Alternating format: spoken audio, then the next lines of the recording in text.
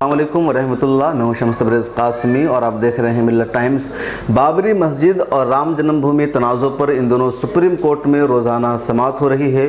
Court روم میں کیا ہوتا ہے اس سے ہم آپ کو روزانہ تفصیل سے آگاہ کرتے ہیں، روزانہ کی کارروائی کے بارے میں بتاتے ہیں۔ آج بابری مسجد ملکیت مقدمہ کی سماعت کا 32واں دن تھا۔ مسلم فریقوں کے وکیل ڈاکٹر راجو دھون نے بحث کی شروعات کی اور انہوں نے چیف جسٹس کو بتایا کہ سول پروسیس کوڈ کے آرڈر 26 کے تحت مقامی کمشنر کو اختیار ہے کہ کسی بھی جگہ کا معائنہ کرنے کے بعد اس کی رپورٹ عدالت میں پیش کر سکتا ہے، لیکن اس معاملے میں کمشنر سے الہ آباد ہائی کورٹ میں جرح نہیں کی گئی تھی۔ سنی وقف بورڈ کی جانب سے تحریری اعتراض داخل کیا گیا تھا۔ دراصل ڈاکٹر راجو دھون نے یہ بات اس لیے کہی محکمہ آثار قدیمہ کی گزشتہ کل میناکشی اروڑا جو مسلم پرسنل لا بورڈ کے وکیل ہیں انہوں نے بحث کی، اور بحث کے دوران انہوں نے محکمہ آثار قدیمہ کی رپورٹ پر سوال اٹھایا تھا، کئی بنیادی سوالات قائم کیے تھے۔ چیف جسٹس نے اس پر ٹوکا تھا اور کہا تھا کہ آپ اس پر سوال نہیں قائم کر سکتے ہیں، اس پر بحث نہیں کر سکتے ہیں۔ اس پر ڈاکٹر راجو دھون نے واضح کیا اور کہا کہ ٹھیک ہے، ہم آثار قدیمہ پر بحث نہیں کر سکتے ہیں، لیکن جو رپورٹ ہے اس کی بنیاد پر تو بحث کی ہی جا سکتی ہے۔ ڈاکٹر راجو دھون نے بحث کے دوران عدالت میں 42 صفحات پر مشتمل نوٹس بھی پیش کی اور عدالت کو بتایا کہ ایسے معاملات میں جہاں کمشنر سے جرح نہیں کی گئی تھی، مختلف عدالتوں نے مختلف فیصلے سنا ہے جس میں معاملہ کو دوبارہ سماعت کے لیے دینا، آثار قدیمہ کی رپورٹ کو خارج کر دینا، جس پارٹی کے مفاد میں رپورٹ پیش کی گئی ہے اگر مخالف فریق کو اعتراض نہیں ہے تو اسے تسلیم کر لینا، فریقین کو رپورٹ پر اعتراض کرنے کی اجازت دینا شامل ہے۔ انہوں نے کہا کہ اس معاملہ کو ہم عدالت میں دوبارہ سماعت کے لیے بھیجنے کی گزارش نہیں کر رہے ہیں، لیکن انصاف کا تقاضا ہے کہ ہمیں آثار قدیمہ کی رپورٹ میں موجود خامیاں عدالت کے سامنے پیش کرنے کی اجازت ملنی چاہیے۔ ڈاکٹر راجو دھون نے محکمہ آثار قدیمہ کی رپورٹ پر کثرت سے اعتراض کیے اور کہا کہ اس رپورٹ پر بہت سارے اعتراضات کیے گئے تھے اور یہ بھی کہا گیا تھا کہ عدالت اس کو قبول نہ کرے، مگر ایسا نہیں کیا گیا۔ ڈاکٹر راجو دھون نے سپریم کورٹ سے کہا کہ اگر سی پی سی کے قانون 10(2) کے تحت علاقائی کمشنر مقرر کیا جاتا ہے اور سپریم کورٹ کی آئینی بینچ اس پر کوئی فیصلہ دیتی ہے تو ایک مثال بن جائے گی، کیونکہ کراس ایگزامینیشن کی اجازت الہ آباد ہائی کورٹ نے نہیں دی تھی۔ انہوں نے یہ بھی کہا کہ ہمیں جاننا ہوگا کہ آیا کوئی مندر توڑا گیا ہے یا نہیں۔ ڈاکٹر راجو دھون نے آگے کہا کہ قانون 10 کے دوسرے حصہ کے مطابق کوئی بھی فریق عدالت کی اجازت سے کمشنر کی جانچ کر سکتا ہے۔ اسی درمیان چیف جسٹس آف انڈیا نے فریقین کو کہا کہ عدالت کے پاس اب صرف 8 دن بچا ہے، لہٰذا فریقین کو کسی بھی حال میں ان کی جانب سے کی جانے والی بحث کو مکمل کرنا ہوگا۔ آپ کو ہم بتا دیں کہ گزشتہ دنوں یعنی سپریم کورٹ نے کہا تھا کہ دونوں فریق 18 اکتوبر تک بحث مکمل کر لیں، یہ ہدایت جاری کی تھی۔ سپریم کورٹ نے آج یقین دہانی کرائی اور تاکید کے ساتھ کہا کہ دونوں فریق ہر حال میں 18 اکتوبر تک بحث مکمل کر لیں، اس کے بعد 4 ہفتوں کا وقت چاہیے ججز کو فیصلہ لکھنے کے لیے۔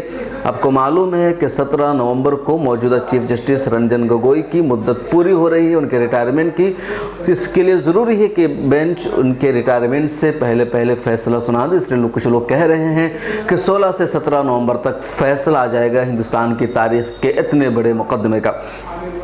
آئیے آگے آپ کو بتاتے ہیں کہ آج سماعت کے دوران کیا ہوا۔ ڈاکٹر راجو دھون کے بعد مسلم پرسنل لا بورڈ کی وکیل میناکشی اروڑا نے بحث کی شروعات کی اور اپنی کل کی بحث کو آگے بڑھاتے ہوئے انہوں نے کہا کل انہوں نے محکمہ آثار قدیمہ کی رپورٹ پر سوالات قائم کیے تھے، کئی سارے اعتراضات کیے تھے، تو اسی بنیاد پر انہوں نے کہا کہ محکمہ آثار قدیمہ نے رپورٹ میں کہا ہے کہ رام چبوترے سے اشارہ ملتا ہے کہ یہاں رام کا جنم ہوا تھا جو مسجد سے باہر تھوڑے فاصلے پر ہے۔ عدالت نے اسی بنیاد پر ہندوؤں کو اس پر اختیار دیا تھا۔ یہ تب ہوا تھا جب 1886 میں رام چبوترا پر ہندوؤں نے اپنا دعویٰ پیش کیا تھا۔ محکمہ آثار قدیمہ نے یہ بھی کہا ہے کہ ہم صرف تلاش کیے گئے شواہد کو واضح کریں گے اور یہی اس معاملہ میں ہمارا رول ہے۔ میناکشی اروڑا نے عدالت کو یہ بھی بتایا کہ کھدائی میں 184 مقامات کی نشاندہی کی گئی تھی، جبکہ تحقیقات صرف 20% مقامات کی ہی کی گئی۔ ان مقامات سے حاصل شدہ اشیاء کی کاربن ڈیٹنگ کی اہمیت پر انہوں نے روشنی ڈالی اور کہا کہ محکمہ آثار قدیمہ کے مطابق زمین کے میناکشی اروڑا نے عدالت کو مزید بتایا کہ محکمہ آثار قدیمہ کی رپورٹ کے مطابق ज़मीन के नीचे मौजूदा ढांचा की तामीर 12वीं सदी में हुई होगी। आसार कदीमा ने यह बात भी कबूल की थी कि उन्हें रिसर्च करने में शदीद दिक्कत पेश आई थी। वकील मीनाक्षी अरोड़ा ने कहा कि फ्लोर 2, 3 और 4 पर महकमे आसार कदीमा की रिपोर्ट में कुछ सतून मिलने की बात कही गई है। ये तमाम फ्लोर अलग अलग अहद के हैं, तो कैसे महकमे आसार कदीमा ये कह रहा है कि वहाँ कोई बहुत बड़ा ढांचा रहा होगा। उन्होंने कहा कि उस ढांचा का गुप्त अहद से कोई ताल्लुक़ नहीं है। ASI ने अपनी रिपोर्ट में यह भी लिखा है कि वहाँ हर जगह बाक़ियात थे, मगर बाबरी मस्जिद के बारे में कुछ नहीं बताया गया। उन्होंने राम चबूतरे की जगह को राम चबूतरा बताया है। उन्होंने कहा कि जिस बड़े ढांचा की बात हो रही है वो 12 माह बाद बनाया गया था। इस गुप्त अहद से कोई ताल्लुक़ नहीं है, वहाँ ईदगाह भी हो सकती है। मीनाक्षी अरोड़ा ने अदालत को बताया कि ढांचा जो कहा गया है कि उसके नीचे एक बड़ा ढांचा मिला है, लेकिन वो ढांचा कैसा था कोई सबूत नहीं है। तो हो सकता है कोई ईदगाह भी हो अगर मंदिर की बात की जा रही है। और दलील में ये पेश किया कि ईदगाह का रुख मगरिब की तरफ होता है और इसका रुख भी, यानी इस ढांचा का रुख भी मगरिब की तरफ था, तो ज़्यादा इम्कान यही कि वो ईदगाह हो। फिर ये क्यों कहा जा रहा है कि वहाँ मंदिर था, ये बहुत अहम सवाल है जो मीनाक्षी अरोड़ा ने सुप्रीम कोर्ट में उठाया। मीनाक्षी अरोड़ा ने कहा कि दीवारों की चौड़ाई तकरीबन 2 मीटर थी, लिहाजा उन्हें सुतूनों की ज़रूरत नहीं थी। जिस पर जस्टिस बोबड़े ने मीनाक्षी अरोड़ा से पूछा कि 50 बुनियादी सुतून मुख्तलिफ वक्तों में बनाए गए थे। हमें सबूत मिला है कि 4 सुतूनों की तामीर मुख्तलिफ ज़मानों में हुई थी, बक़िया 46 सुतूनों की तामीर मुख्तलिफ अय्याम में हुई थी। इस ताल्लुक़ से महकमे आसार कदीमा की रिपोर्ट का बारीक बीनी से जायज़ा लेना ज़रूरी है, क्योंकि महकमे आसार कदीमा ने सिर्फ 4 सुतूनों पर ही रिसर्च किया था।